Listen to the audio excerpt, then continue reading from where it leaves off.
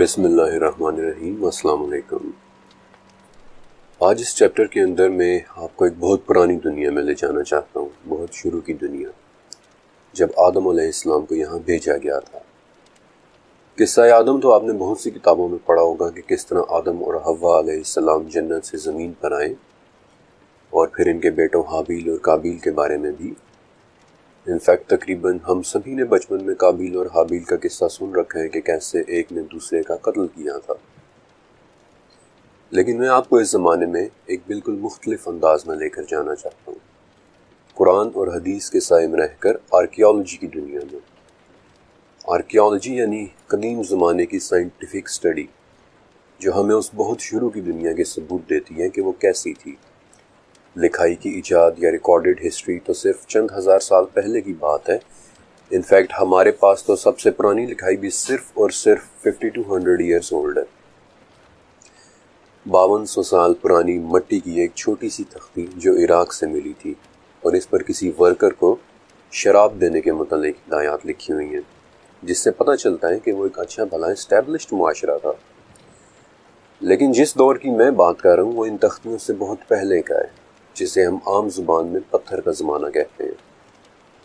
لکھائی کی ایجاد سے بہت پہلے کی دنیا، پری ہسٹری کا زمانہ، ایک بالکل شروعاتی دنیا۔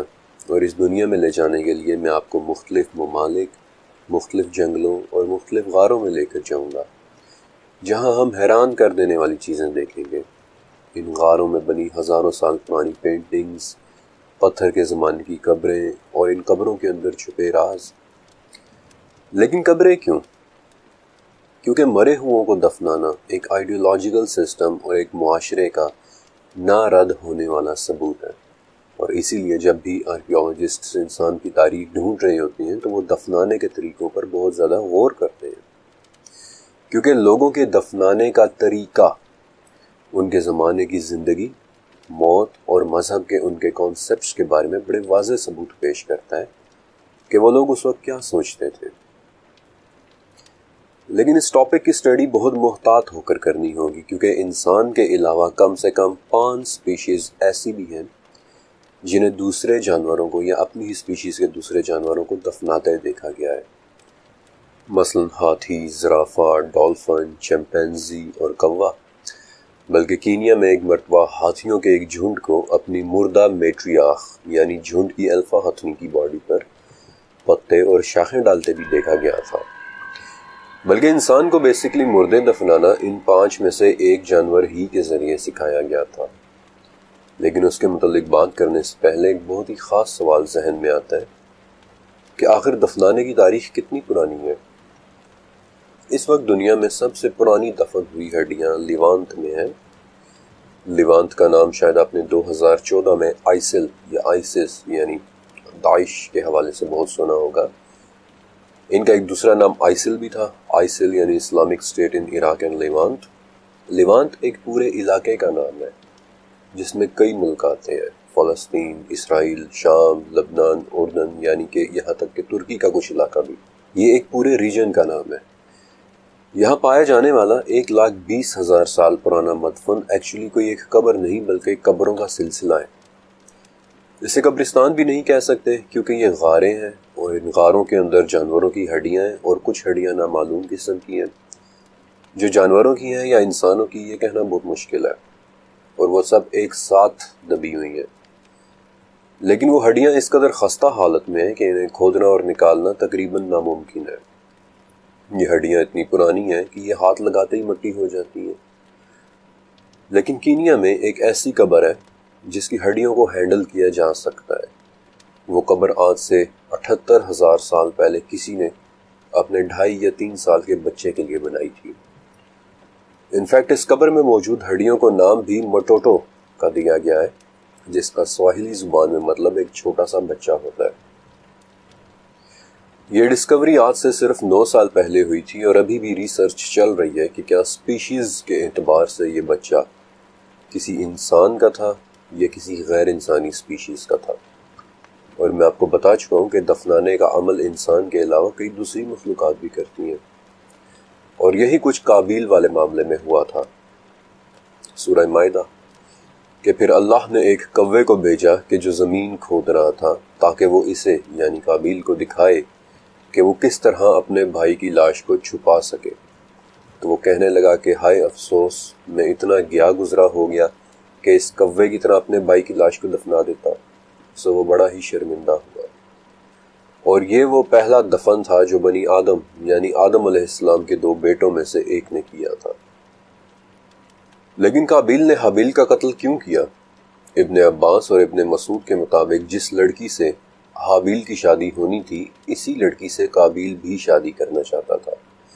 انفیکٹ اہل کتاب یعنی ایتھیوپین چرچ اور توریت کی سب سے پرانی تفسیر مدراش میں اس لڑکی کا نام بھی ملتا ہے، اکلیما۔ قابیل ایک تو پہلے ہی اس وجہ سے حابیل پر غصے میں تھا، اور پھر بعد میں سورہ مائدہ کے مطابق جب دونوں نے اللہ کی راہ میں قربانی کی تو حابیل کی قربانی قبول ہو گئی اور قابیل کی نہیں۔ تو اس پر قابیل کو مزید غصہ آ گیا اور اس نے پتھر کی ایک چٹان حابیل کے سر پر مار کر اسے قتل کر دیا۔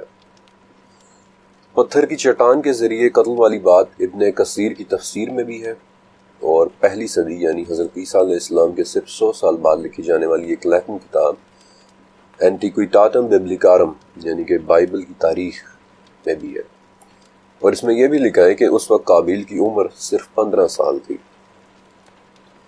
لیکن قتل کر دینے کے بعد قابیل کو سمجھ نہیں آ رہی تھی کہ اب حابیل کی لاش کا کیا کرے، اور تب اس نے دیکھا کہ ایک کوے نے دوسرے کوے کو مارا اور پھر اسے مٹی میں دفنا دیا، اور اسی طرح وہ واقعہ سورہ مائدہ کی 31ویں آیت میں لکھا ہوا ہے۔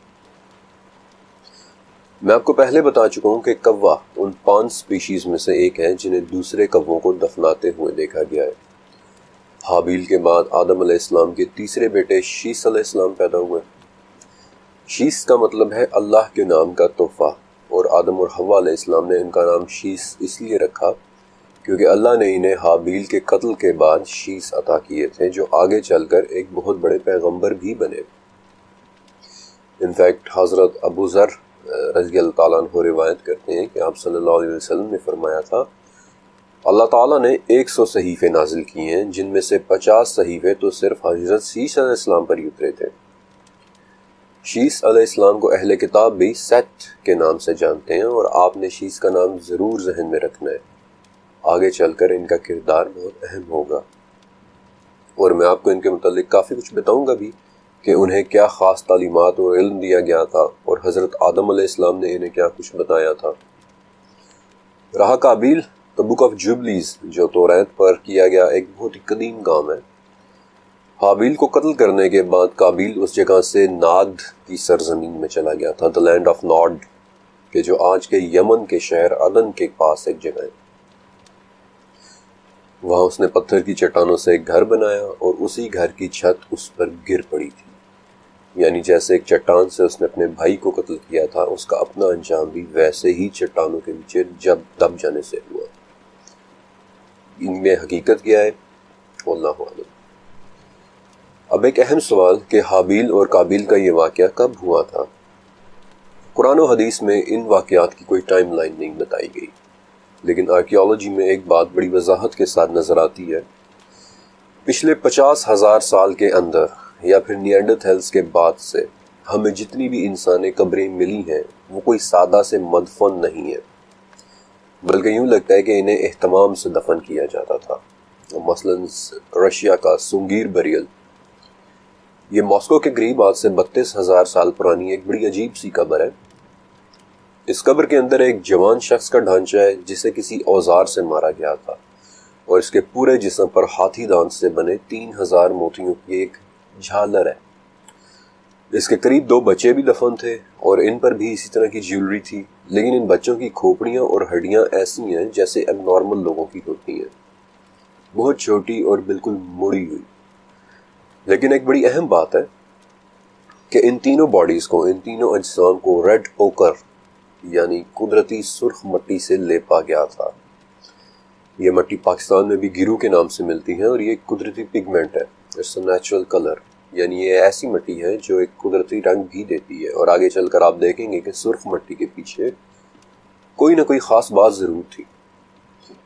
ماسکو سے 2000 کلومیٹر دور ناروے میں 30 ہزار سال پرانی کچھ قبریں ہیں جن کے اندر پڑے جسموں پر ایک مرتبہ پھر سے یہ سرخ مٹی لپٹی ہوئی نظر آتی ہے۔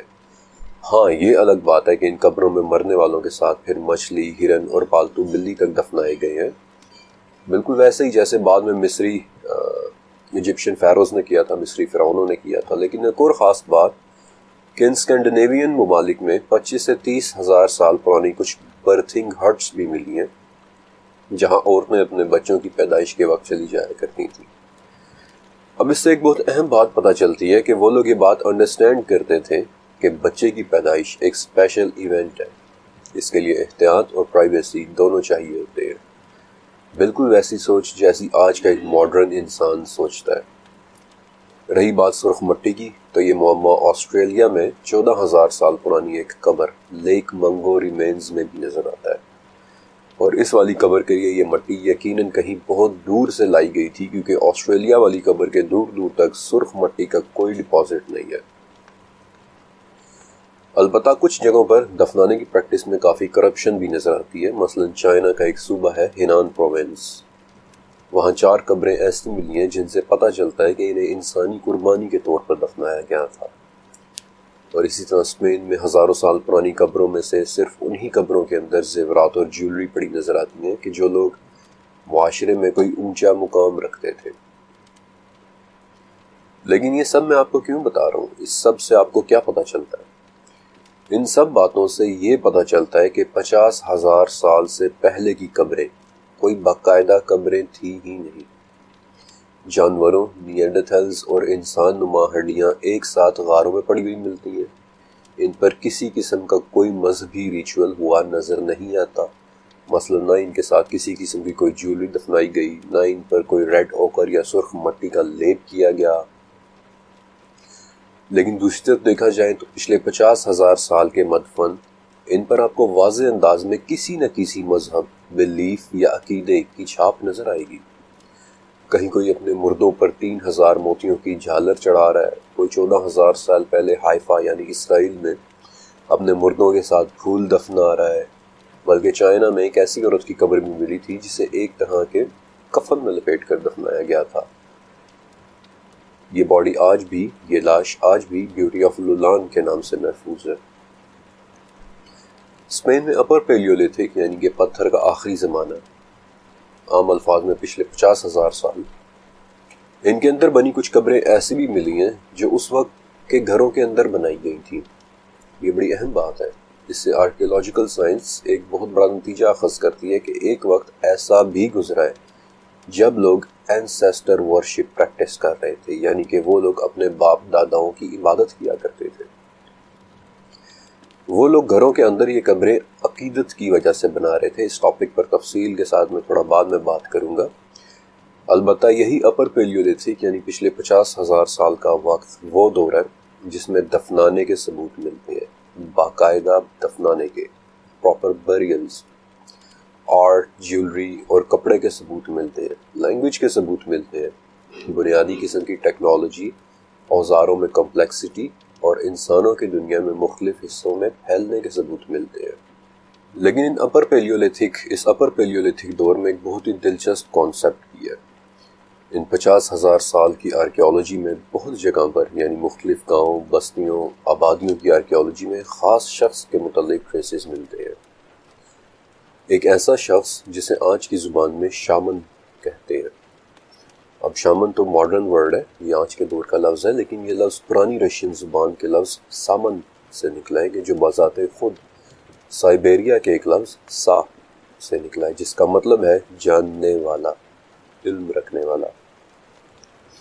انفیکٹ وہیں سے سنسکرت کے جو خود بھی ایک 7,000 سال پرانی زبان ہے، اس نے بھی سا کے لفظ سے سرامانا کا لفظ اخذ کیا ہے، جس کا مطلب ہے مقدس شخص، وہ شخص جو خدا کا بھیجا ہوا ہو۔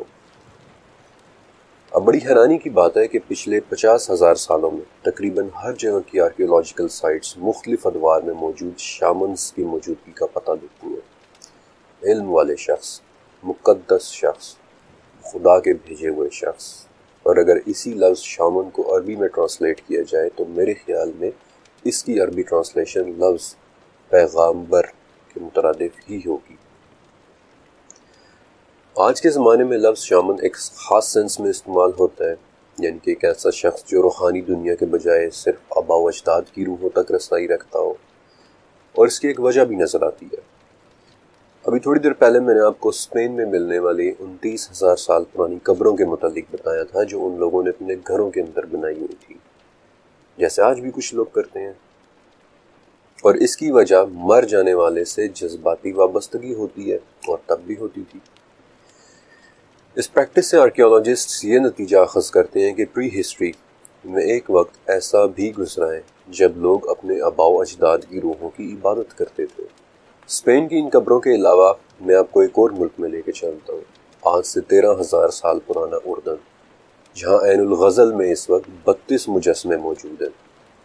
لیکن ان سب مجسموں میں ایک خاص بات ہے کہ 32 کے 32 مجسموں میں ایک کے بجائے دو سر ہیں، اور ان 2 سروں میں انفیکٹ ایک معنی چھپا ہے کہ عین الغزل میں ایک ہی وقت میں 2 لوگوں کی عبادت کی جا رہی تھی۔ ایک سر عبادت کرنے والے کے اپنے جد امجد کی روح کو ریپرزینٹ کرتا ہے، اور دوسرا سر عبادت کرنے والے کے پورے گاؤں کے آباء و اجداد کی روح کو ریپرزینٹ کرتا ہے، یعنی اس شخص کی روح کو کہ جو پورے گاؤں کا اینسسٹر تھا، جد امجد تھا، گاؤں کا سب سے بڑا تھا۔ اب 30,000 سال پرانی ان قبروں اور 2 سروں والے ان بتوں کی آرکیولوجیکل تشریح سن کر آپ کے ذہن میں فوراً کیا چیز آتی ہے؟ حضرت نوح علیہ السلام کا زمانہ، جب وہ لوگ اپنے آباء و اجداد کو باقاعدہ پوجنے لگ گئے تھے۔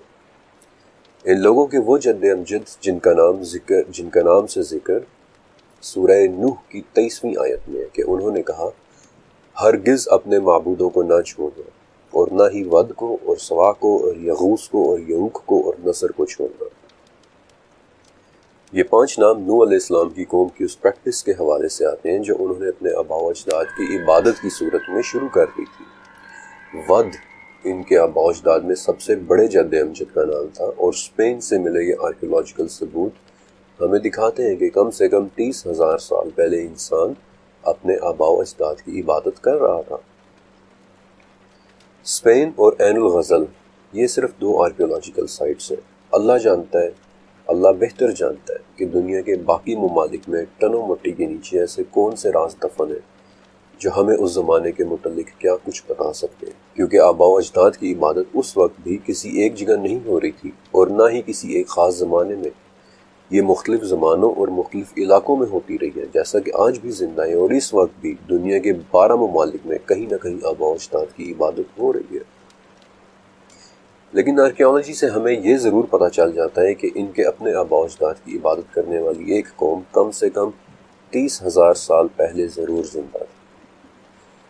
آپ میں سے کئی لوگوں نے ریڈ اوکر یا سرخ مٹی کے متعلق سوچا ہوگا کہ آخر اس کا کیا مطلب ہو سکتا ہے۔